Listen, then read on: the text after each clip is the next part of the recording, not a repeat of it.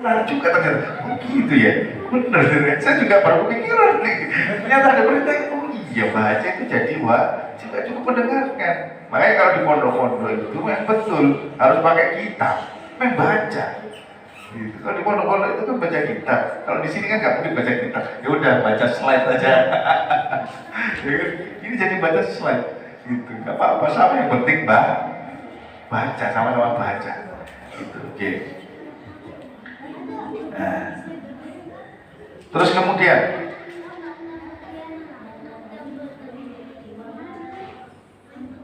ini ada satu kaidah lagi, al-ma'muru ya, al-ma'muru segala sesuatu, al-ma'muru bihi ma la yatimmu al-wajibu illa bihi fahuwa wajib. Ini sama seperti yang saya sebutkan, ma la yatimmu al-wajibu illa bihi fahuwa wajib, tapi dengan redaksi yang lain.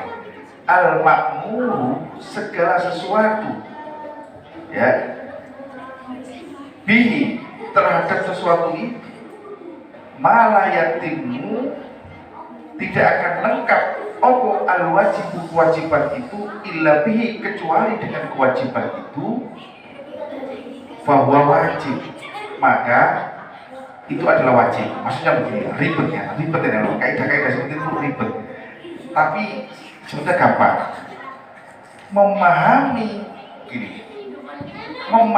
Al-Quran itu ya. Memahami Al-Quran itu kan wajib, ya kan? Memahami ayat-ayat Allah itu kan wajib, ya kan? Karena biar kita tahu syariat. Nah, syarat untuk memahami ayat Al-Quran itu ya baca. Maka membaca itu jadi wajib, karena kalau nggak baca kita nggak tahu.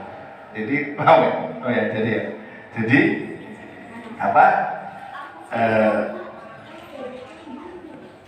Segala sesuatu yang diperlukan untuk menyempurnakan suatu kewajiban, sesuatu yang diperlukan untuk menyempurnakan kewajiban, maka sesuatu itu jadi wajib. Jadi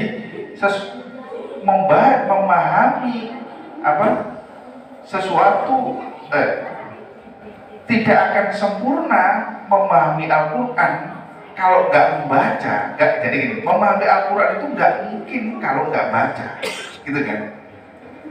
Maka membaca itu jadi wajib. Jadi membaca jadi wajib ini.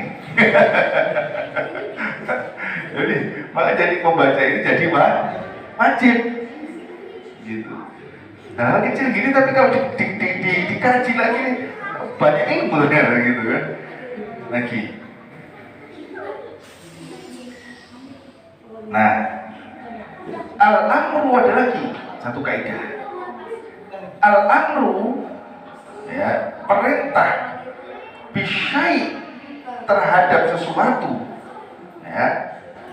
Amru biwasa idihi. Ya, amru adalah perintah yang mencakup sarananya. Nah, maksudnya gini, perintah terhadap sesuatu juga mencakup perintah terhadap sarana yang menyampaikan kepadanya. Perintah membaca tidak hanya mencakup aktivitas membaca itu sendiri, tetapi mencakup usaha mempelajari dan menguasai ilmu yang terkait dengan bacaan, seperti bahasa dan pemahaman teks. Nah ini, jadi tadi ya berarti ya, salah saja begini, membaca itu tadi kan untuk memahami ayat Al-Quran, memahami Al-Quran itu wajib. Salah satu cara untuk memahami Al-Quran itu membaca, berarti membaca jadi wajib. Cara agar kita membaca itu jadi wajib.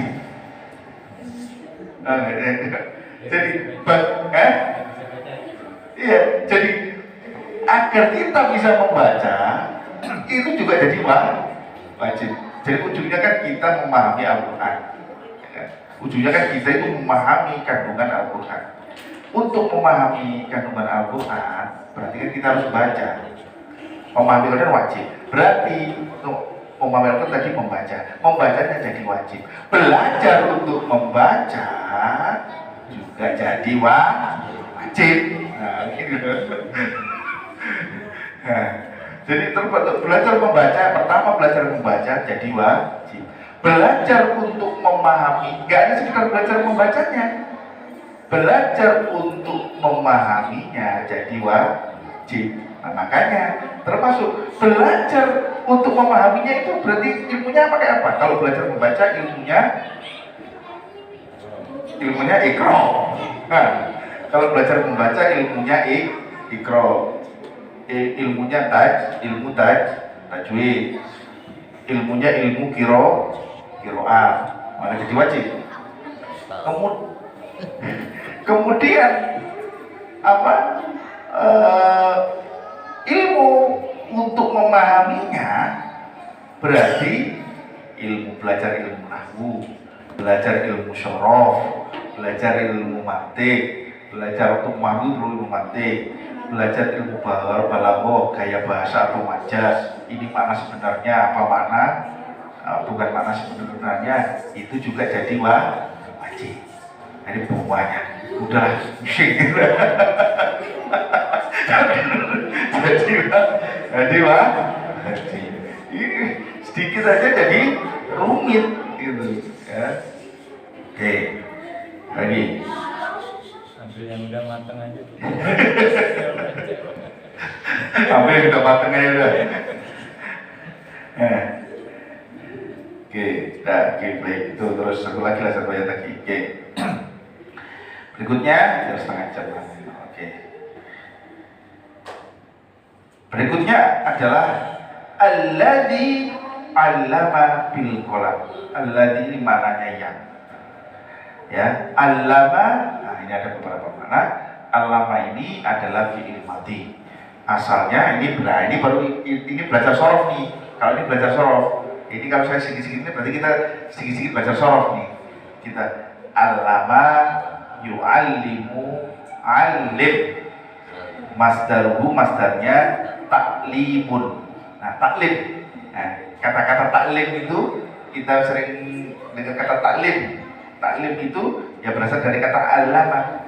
Masdaruhu taklimun. Yaitu kita apa arti allama dulu nih. Allama dulu itu artinya memberi pelajaran. Kalau allama dia memberi pelajaran. Tahu dia mengajar atau dia memberi tahu atau menginstruksikan atau mendidik. Oke. Karena kita sudah tahu makna dasarnya alama, berarti alama itu fi'il madhi, kata kerja lampau. Dia telah memberi pelajaran, dia telah mengajar dan seterusnya.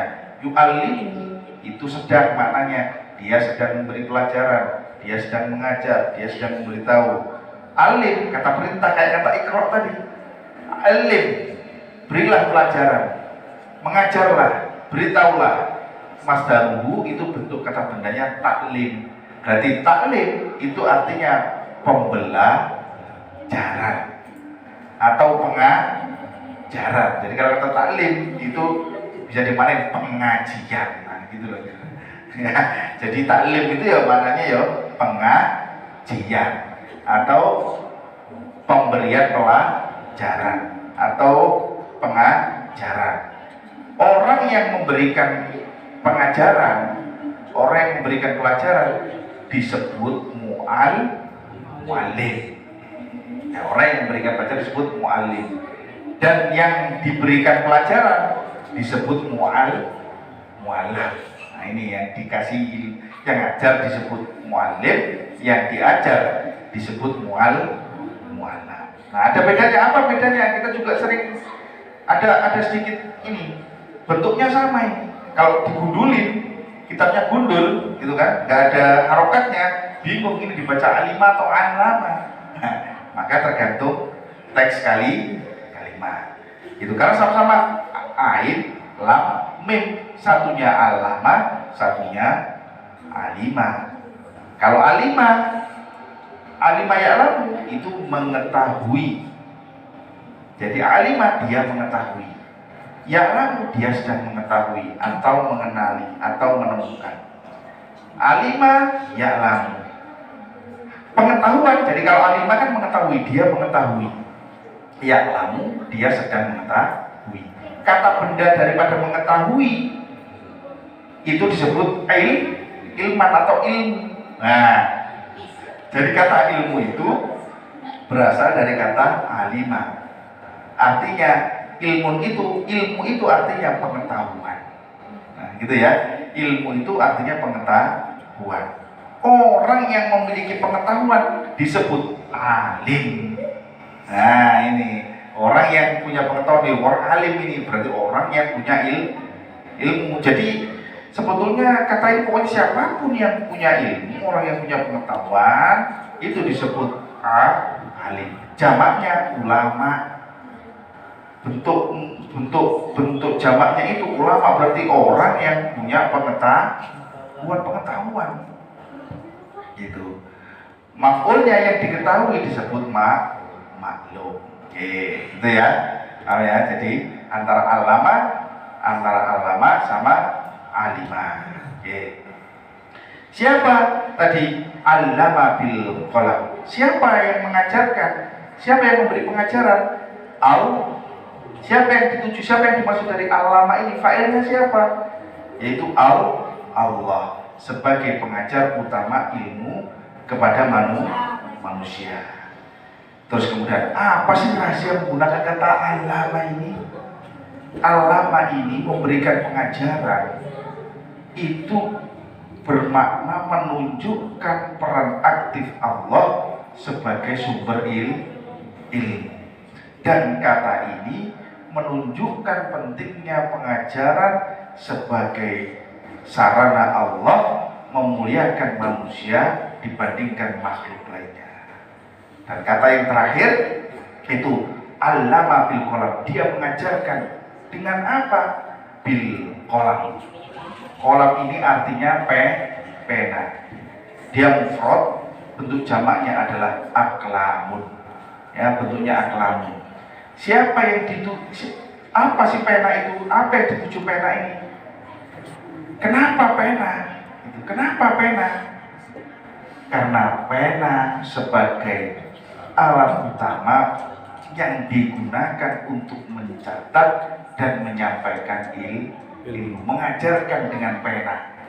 Berarti mengajarkan untuk karena pena itu adalah simbol atau alat utama yang digunakan untuk mencatat dan juga menyampaikan ilmu. Dan manusia menggunakan pena sebagai sarana penyebaran ilmu dan informasi. Sekarang rahasianya.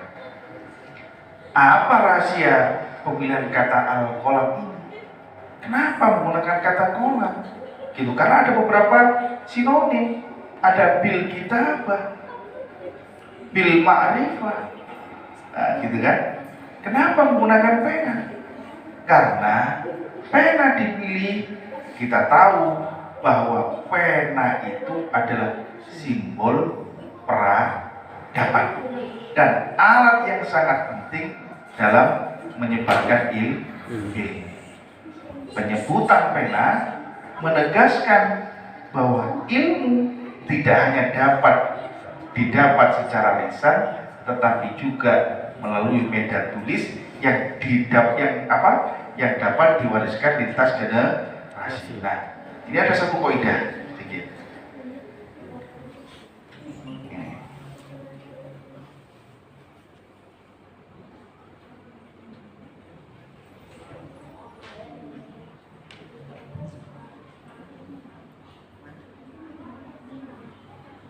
Nah, ini tadi kan apa? Allama bil qalam, dia mengajarkan dengan pena. Ini ada satu kaidah yang bisa kita kita bisa hubungkan dengan ayat ini. Yaitu ada satu kaidah yang mengatakan ta'limu ma yahtaju ilaihin nasu wajibun.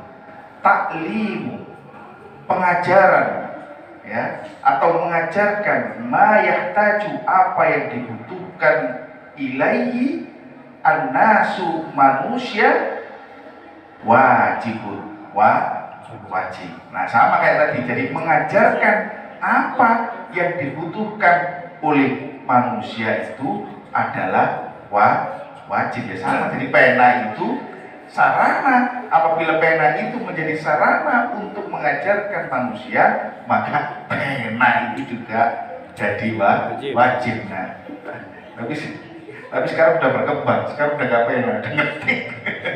Kalau dulu kan jadi pena, sekarang udah ngetik ini. Jadi sarana, berarti sarana pena tadi, pena sebagai sarana untuk agar seseorang itu mendapatkan pengajaran, mendapatkan ilmu, maka pena itu juga menjadi wajib. Jadi sekarang kalau saya laptop ini, biar agar kita bisa memahami, maka saya beli laptop jadi wajib.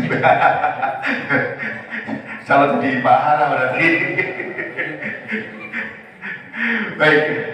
Baik, itu saja dua ayat ketiga dan keempat pada kesempatan malam hari ini. Nanti ayat yang terakhir kita bahas di pertemuan berikutnya. Sebelum kita tutup, kita sholawat terlebih dahulu. Monggo Mas Rizal.